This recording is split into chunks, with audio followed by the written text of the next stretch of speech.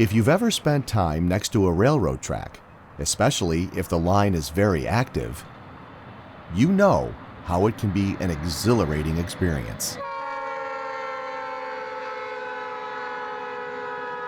The thrill is even more realized if you're near an active railroad track on a warm spring or summer day.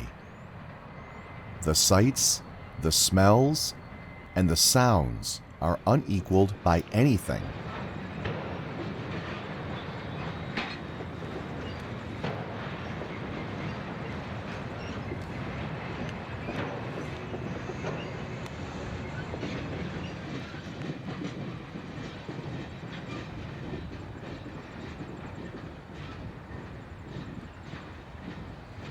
You can spend hours looking up and down the tracks, waiting patiently for a train to go thundering by.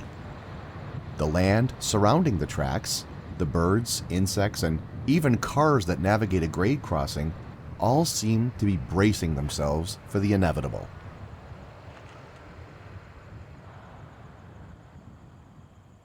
After what seems like waiting for hours, you catch sight of a headlamp in the distance. It seems like an eternity before you can just make out the lead engine as it approaches your vantage point. The silence, or what is left of it, is shattered by the raw power of the locomotive.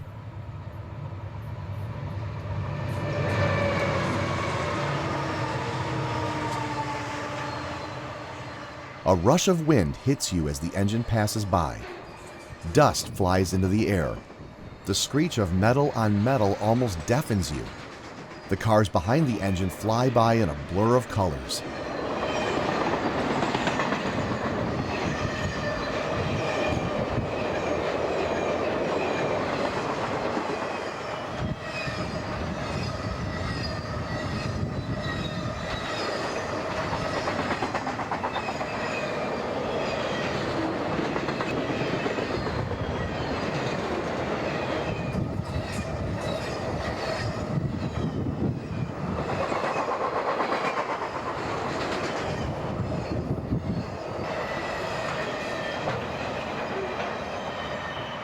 When the last car passes, and you see it fade into the distance, the silence that returns to you is almost as deafening as the train was just a few short moments ago.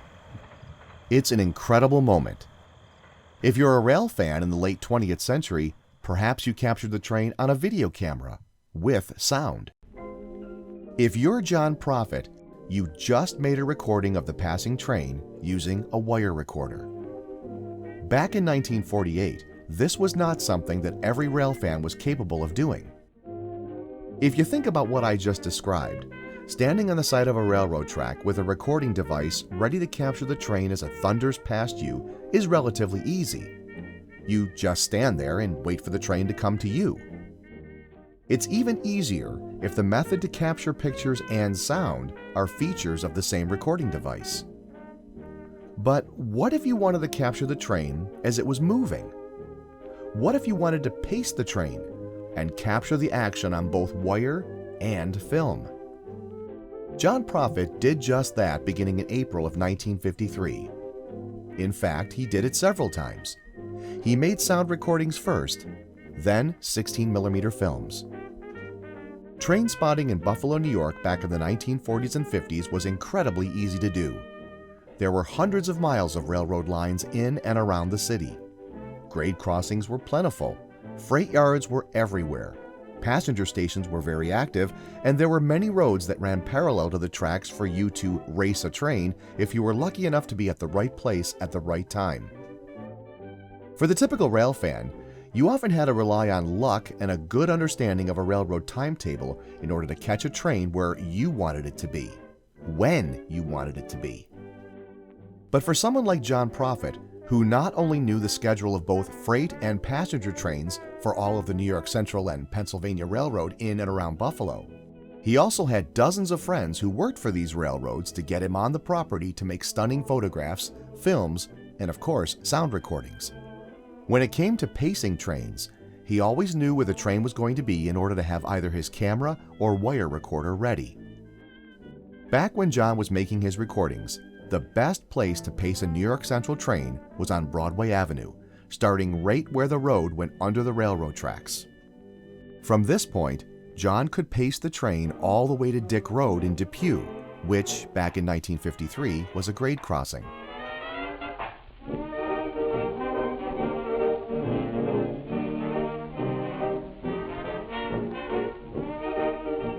Back in those days, Broadway Avenue was a very busy thoroughfare in and out of Buffalo.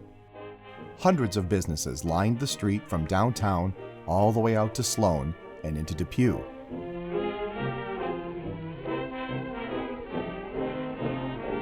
On April 3, 1953, John started making his recordings of pacing New York Central trains. In late May, he decided to try and capture a train on film. In order to pace a New York Central train, John enlisted the help of a friend to drive the car, while John hung out the rear driver's side window to capture the train. Because they were heading east on Broadway, cars in the opposite lane heading west were between him and the train, which was often no more than 30 to 50 feet away from his car. In this film, John captured train number 78, the New York Central Paul Revere, just after it had left Central Terminal.